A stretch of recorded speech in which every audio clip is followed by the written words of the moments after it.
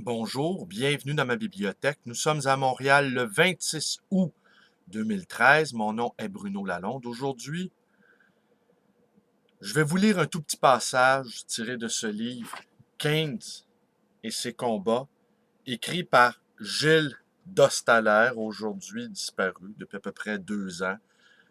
Gilles Dostalaire, qui était un prof à l'Université du Québec à Montréal et qui est un des grands connaisseurs des travaux de John Maynard Keynes.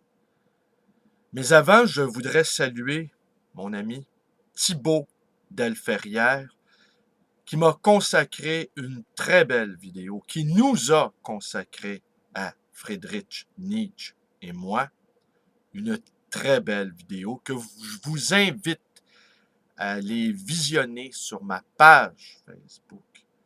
Je vais vous reparler de Thibaut Delferrière d'ici peu, un artiste en art visuel, entre autres. En attendant, je vous invite à aller visionner ces vidéos de peinture en mouvement, réinvente la gestuelle expressionniste avec son propre corps. Et vous le constaterez également, il n'est pas seul à se mouvoir sur ses toiles. C'est assez intéressant à observer en tant que processus et le résultat est également probant. Alors, je vais vous en reparler. Mais en attendant que je vous en reparle, allez jeter un petit coup d'œil. Allez sur YouTube et cliquez Thibaut Delferrière. Qu'il soit ici remercié pour la petite vidéo qu'il nous a consacrée à Friedrich et moi.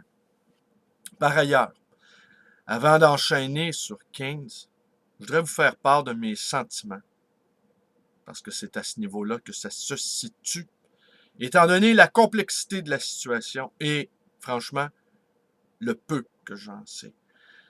Mais ce qui m'a frappé, à moins que j'ai pas bien vu, mais ce qui m'a frappé lors de la transmission de ces vidéos où Bachar el-Assad aurait utilisé des armes chimiques contre la population syrienne, contre les rebelles opposants à son régime, ce qui m'a frappé, c'est qu'il n'y a pas de femmes dans ces vidéos. Des enfants, beaucoup d'enfants, ce qui est assez horrible, et plusieurs hommes aussi. Et plusieurs hommes qui ont très largement dépassé la quarantaine. Alors, ça m'étonne. Peut-être ai-je mal vu, peut-être. Et je crois que ces vidéos-là ne sont pas une mise en scène. Je crois qu'on a vraiment tué ces gens-là. Mais est-ce qu'on nous refait le coup des fameux bébés koweïtiens? On voyait les armées, les soldats de Saddam Hussein au début des années, lors de l'invasion du Koweït, en août 90, où on voyait des soldats irakiens débrancher des incubateurs de bébés koweïtiens. Après ça, on a su que c'était une mise en scène.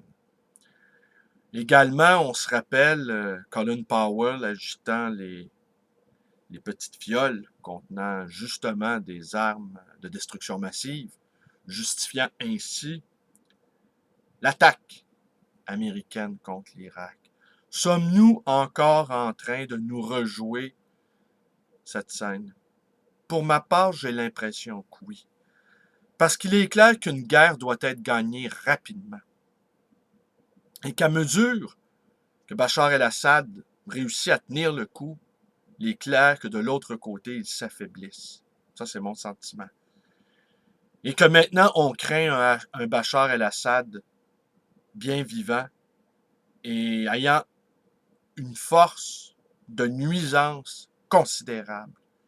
Alors, c'est devenu peut-être un impératif pour nos démocraties libérales d'abattre ce régime quoi qu'il en coûte, et peu importe les motifs. Et c'est assez grave de constater que finalement, nous apportons à beaucoup de pays la souffrance, l'horreur, la destruction. Et que nos politiciens ne sont pas inquiétés pour faire ça. Et que nous, citoyens ordinaires, eh bien, nous consentons à ce qu'on commette en notre nom et au nom de nos intérêts supérieurs des entreprises de boucherie. Ils font bien rire aussi quand je les entends sans arrêt parler de la communauté internationale. J'écoutais à RDI il y a quelques jours Joyce Napier dans son petit topo de 2 minutes. Elle a dû répéter au moins 15 fois le mot de communauté internationale. Mais de qui parlons-nous au juste? Alors, quant à moi, je pense que ce sont les rebelles syriens eux-mêmes qui ont sacrifié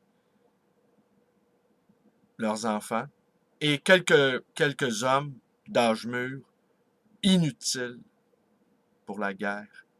J'imagine assez mal les mères de famille acceptant de sacrifier leurs propres enfants et j'imagine assez mal aussi des guerriers acceptant de sacrifier leurs femmes également. Cette femme qui bien souvent, hélas, est le repos du guerrier, le repos infâme du guerrier monstrueux. Et en plus, des femmes en âge de se reproduire, eh bien, on ne les sacrifie pas ainsi impunément. Des enfants, on en fera d'autres, et des quadragénaires ou des quinquagénaires, autant de bouches inutiles de moins à nourrir. Écoutez, je vous lirai Keynes une autre fois. Hein? Keynes et ses combats de Gilles d'Hostaler. Trop contrasté. Il nous parle de son amour des livres, il nous parle de sa collection de peintures. Keynes, qui était un grand amateur d'art. On va en rester là aujourd'hui. On va en rester là sur cette impression que j'ai que nous sommes encore en train de nous monter un beau bateau. Et la question qu'on se posait il y a quelques jours à ma librairie, on est tellement habitué de gagner, là, de gagner sur tous les fronts, peu importe ce qui arrive, tout est profitable pour nous. Et nous sommes tellement convaincus d'être les plus forts tout le temps, en toutes circonstances.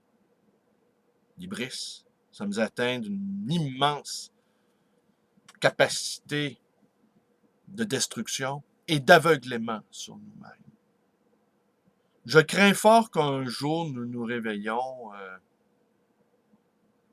et que nous nous regardons dans le miroir et que nous constatons que finalement, à force de consentir jour après jour, eh bien, que nous constations que nous sommes devenus des êtres monstrueux. Tout ça avec la bonne conscience et la tranquillité. L'horreur confortable, quoi. Mais je crains fort également qu'un jour nous devenions notre pire ennemi. Personne ne peut nous arrêter. Nous nous arrêterons nous-mêmes. Nous nous buterons à notre propre visage d'ombre, à notre propre monstruosité.